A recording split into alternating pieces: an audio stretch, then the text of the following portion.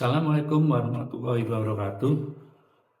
Tayangan ini merupakan bentuk pernyataan diri dosen dalam bidang Tridharma perguruan tinggi di bidang pengajaran. Saya Taat Tripurwiono dari Universitas Trisakti, Prodi Teknik Pertambangan, Fakultas Geologi Kebumian. Mata kuliah yang saya ampu adalah Ilmu Ukur Tanah dengan beban SKS sebanyak 3 SKS, yang mana dari Prodi menitipkan 3 CPL terhadap mata kuliah ini, antara lain 1. CPL 1 menguasai konsep ilmu alam, matematika, dan prinsip-prinsip rekayasa yang diperlukan untuk analisa dan perancangan dalam bidang pertambangan. 2. CPL 10 mampu mendesain dan melaksanakan penelitian lapangan, laboratorium, serta melakukan interpretasi berdasarkan data-data yang ada untuk menyelesaikan masalah yang terkait rekayasa pertambangan, serta melakukan pelaporan yang diperlukan. 3. CPL 13 mampu memanfaatkan dan menggunakan perangkat berbasis teknologi, informasi, dan komputasi, serta peralatan-peralatan terkini di bidang pertambangan. Dari ketiga CPL ini diturunkan lagi menjadi 3 CPNK, yaitu pertama, mahasiswa mampu menjelaskan tentang konsep survei dan pengukuran bidang data. 2. Mahasiswa mampu melakukan survei bidang data. Ketiga, mahasiswa mampu membuat peta, menghitung luas dan volume, serta pemasangan titik-titik perencanaan di lapangan. Dalam satu semester ini dibagi menjadi 14 pertemuan, terdiri dari teori dan praktek. Bobot penilaian antara lain untuk tugas 50%, UTS 25%, UAS 25%. Berikut tayangan di bidang pengajaran. Melanjutkan teori mata kuliah ilmu tanah lokasi kegiatan bisnis. Besok kita akan melakukan yang namanya survei topografi. Jadi tujuannya adalah membuat topografi. Kita topografi. Jadi Anda besok harus bisa memvisualisasikan hasil dari data-data yang Anda peroleh. Nah, ini adalah alur dari survei. Pertama kali adalah persiapan, yang mana persiapan ini meliputi daerah atau orientasi daerah yang akan dilakukan pengukuran yang dilakukan biasanya di lapangan. Meliputi pencarian tenaga kerja, karena pada saat pengukuran ini biasanya tenaga kerja dibutuhkan untuk biasanya untuk memegang seperti rambu. Kemudian kalau ada halangan dari pohon-pohon untuk menebas, butuh tenaga lokal. Kemudian menentukan base camp-nya, kalau memang daerahnya ini masih betul-betul hutan beneran, yang mana dalam satu hari tidak bisa kembali ke base camp, maka harus dipertimbangkan untuk membuat laying camp. Setelah orientasi daerah ini dilakukan, kemudian pembuatan kerangka dasar. Nah, pembuatan kerangka dasar ini meliputi penempatan patok yang akan digunakan dalam membuat satu kerangka peta. Nah, setelah patok terpasang, kemudian dilakukan 3 pengukuran ini. Pertama adalah pengukuran horizontal. Apa kira-kira pengukuran horizontal? Masih ingat nggak?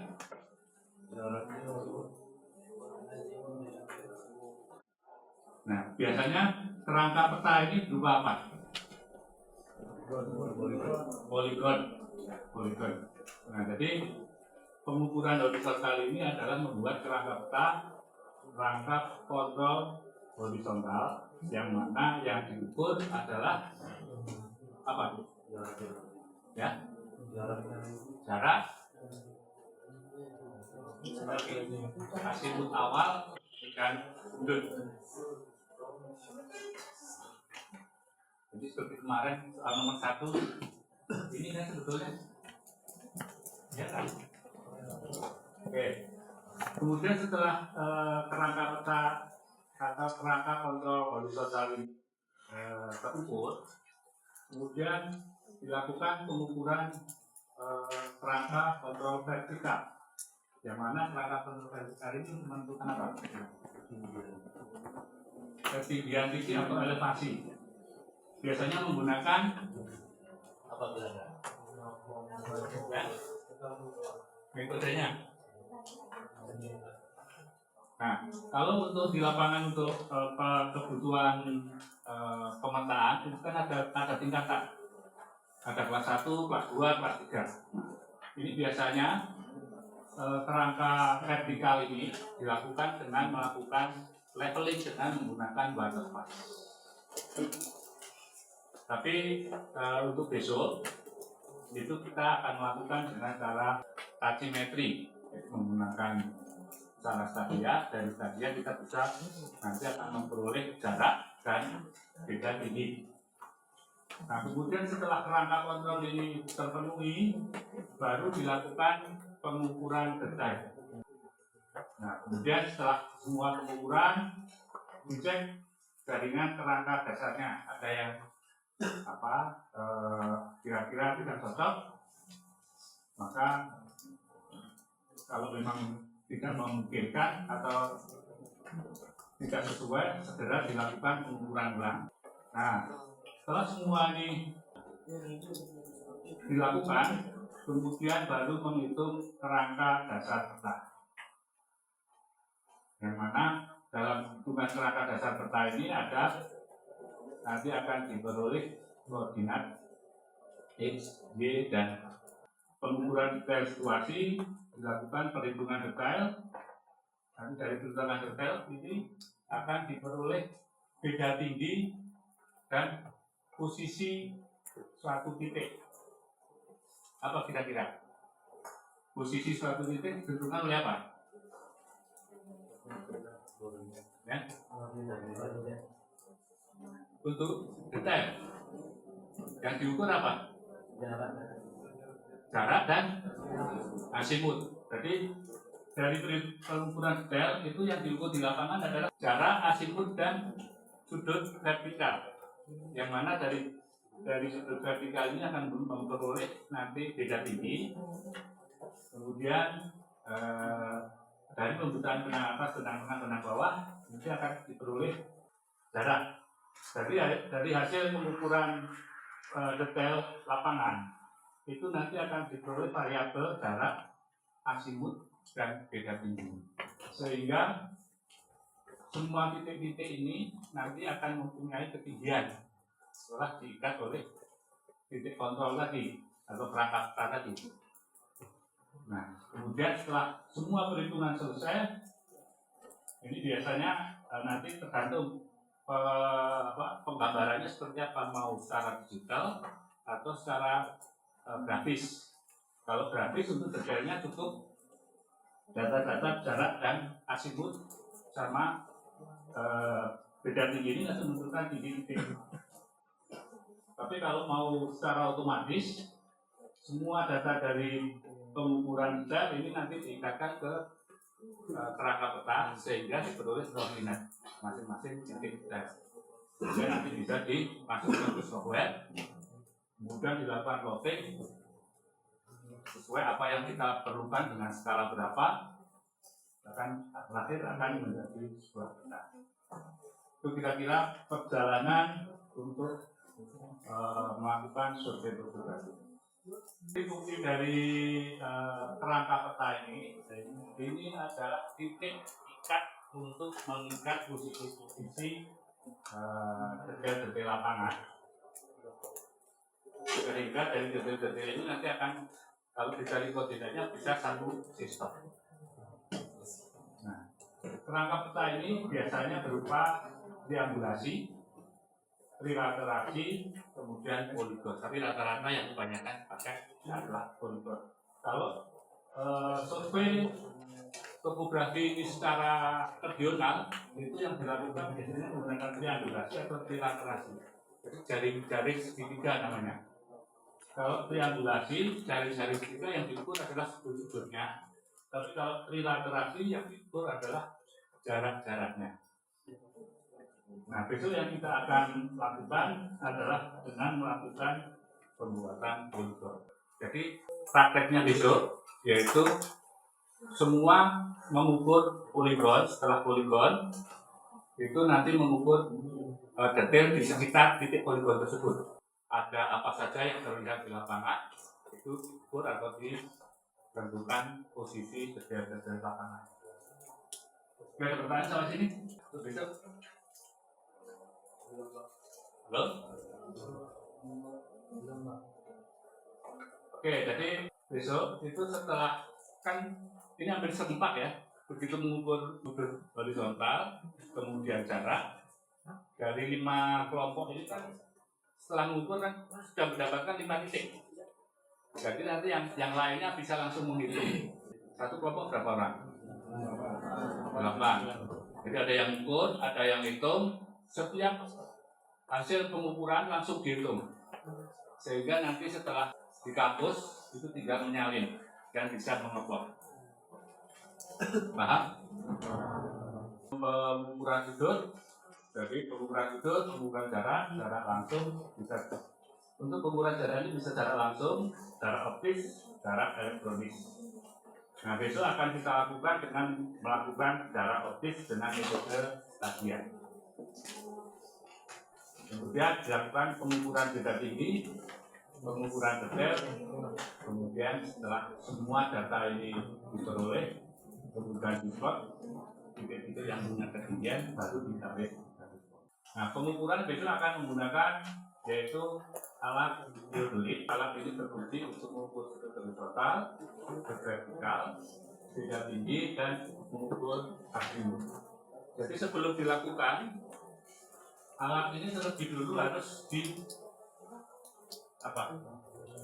harus diukur, diatur sedemikian rupa. Sumbu pertama itu harus 1 vertikal. Kenapa? Kira-kira kenapa harus 1 vertikal?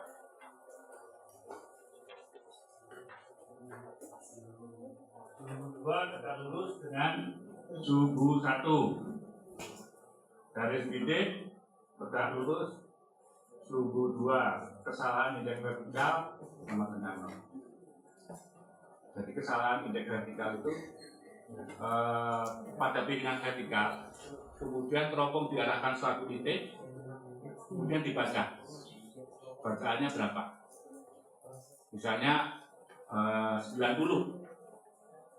Kemudian diputar atau dilakukan luar biasa, tembak lagi ke satu titik tadi,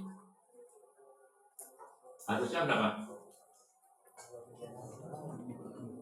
Kalau 90, 270. Jadi selisih itu kan sebenarnya kalau di dari 90 itu kan kalau diputar kan 180. Jadi nanti kalau dikurangi 180, jadi ini kesalahan indeks vertikal ini akan terpenuhi. Tapi biasanya untuk alat-alat yang baru ini sudah indeks vertikalnya sudah terpenuhi.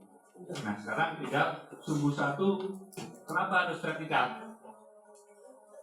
Pertanyaannya. Ada lagi pertanyaan untuk bisa? Waktu penggunaan teodolit itu Pak, waktu di bacaan rambu yang menggunakan benang atas benang bawah itu, tahu saya kan waktu mengukur benang atas benang bawah itu kan dari segitiga yang ada kita lihat dari segitiga itu kan dipasang di rambu itu kan. Nah, buat buat batas atas dan batas bawahnya itu ada ketentuannya nggak Pak? Atau kalau misalkan segitiga yang kita tadi itu udah di bacaan rambu itu terserah marketingnya atau ada ketentuannya? Yang tadi ada rambunya. Nah, oke. Jadi visir ya, di alat itu kan ada visir ya. Itu sebetulnya hanya untuk mengarahkan saja, mengarahkan ke target. Kalau sudah mengarah ke target, sudah diuji, tinggal nanti dipakai penggerak halus. Nah, penggerak halus untuk posisi benar atas, benar tengah, dan bawah bebas, bebas bacaannya bebas. Kan nanti harganya benar atas kurangi benar bawah kan sama. Mau buat kalau posisinya di atas, posisinya di bawah kan tetap sama, nggak akan berubah. Cuman kalau jaraknya semakin jauh, posisinya akan beda. Semakin dekat, maka jarak BA terhadap BB semakin kecil. Tapi semakin jauh, itu maka jarak benang atas kurangi benang bawah akan semakin lebar. Nah, posisi pada saat membaca boleh bebas. Yang penting tentukan salah satu di bacaan yang paling sekarang. Oke, alat-alat yang Anda lakukan, saya rasa Anda paham. Besok tinggal melancarkan saja.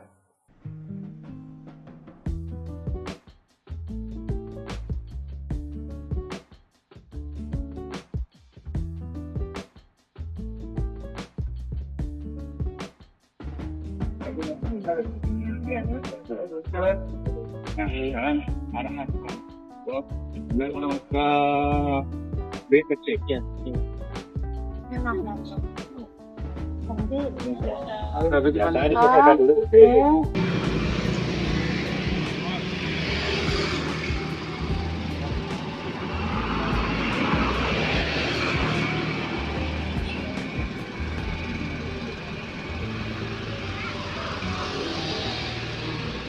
berarti asimut kan? iya.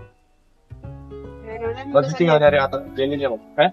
Nanti kan belum baca. Iya. Ini belum baca. Ini horizontalnya yang biasa atasnya ditambah lagi Enggak, ini langsung aja ini.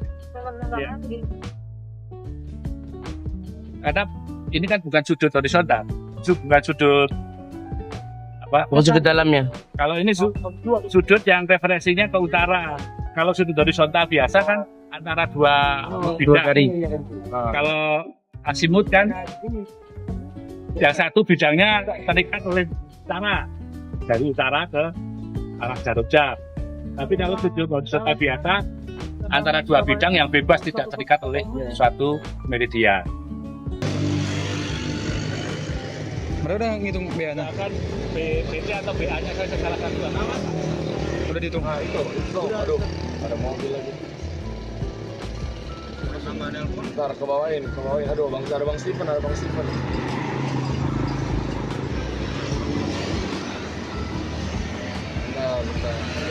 Nah, ke bawah dikit, Tip.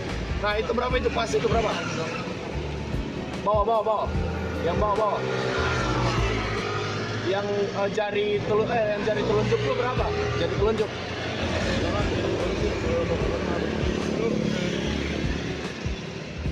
Tadi oh 6. 6. BB-nya ini aja. 6. Iya. Atas lagi, Dip.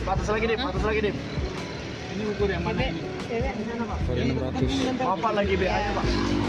600 bukan 600. Ya, sini. iya. 600. Nah, tadi tuh pengen aja Kedatangannya tadi di mana? ininya tuh. Kamu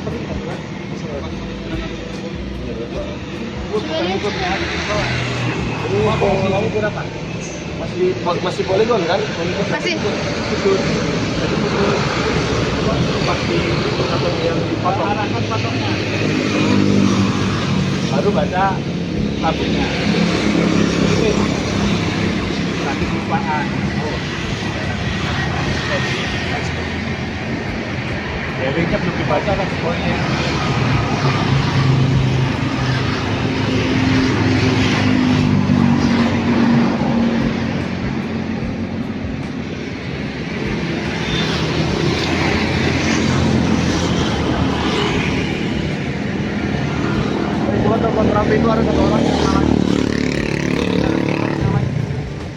Yang pakai baju yang pakai tas hitam. Baju tangkap ini.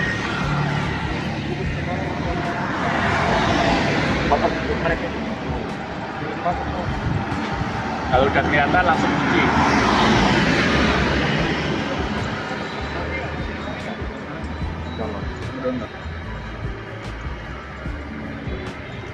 Ini siap.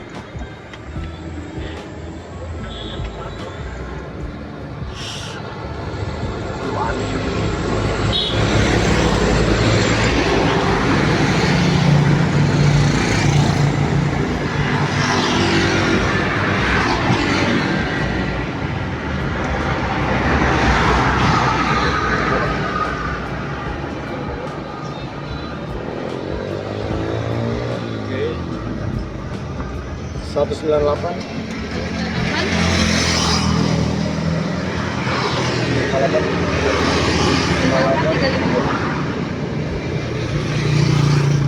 Langsung baca.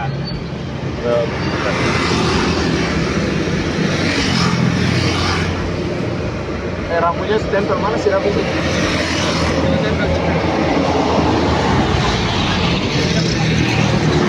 Atau kita tolong siapa aja ini? Kita tolong siapa nih? Tahu.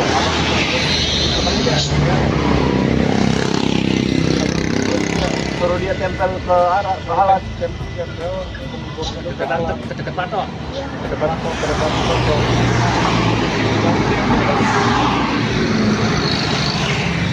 Iya, kurang dekat.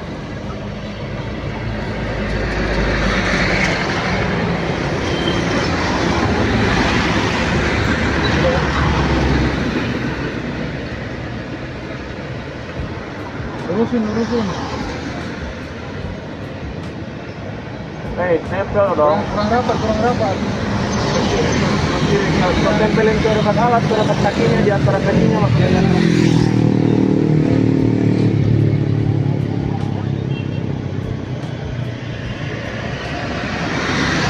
Ini bebas ambil rambunya kan? Setelah baca rambunya langsung baca misalnya. Udah. Ini gua ke sana. Udah selesai benar. Oke, baik. Siapa yang paling hitam? Banget. Hah? Banget.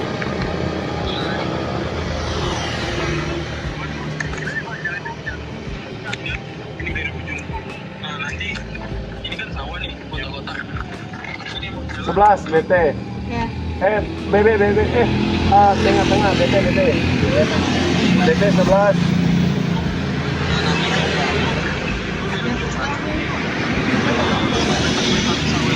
Enggak, itu kan bisa dibaca sendiri.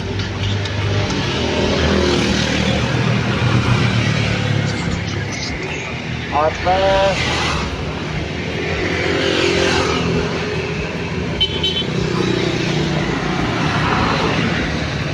Delapan belas 4.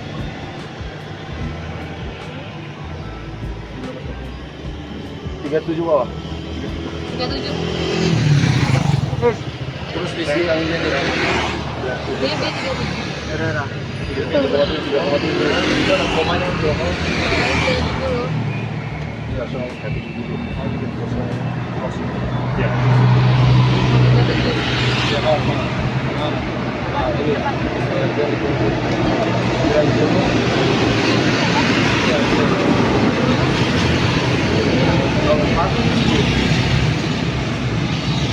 Tadi pada saat di sana kira-kira di mana?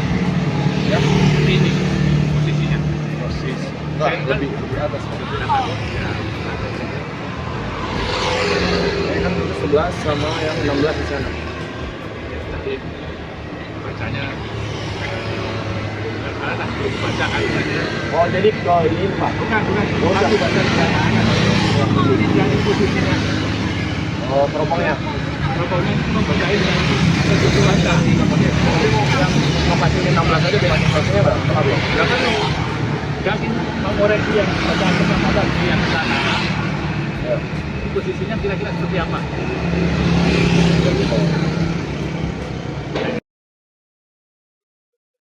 Satu T.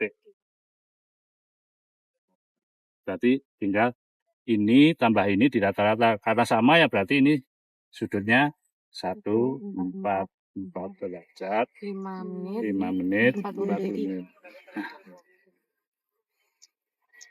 Pak, kalau yang di tahu,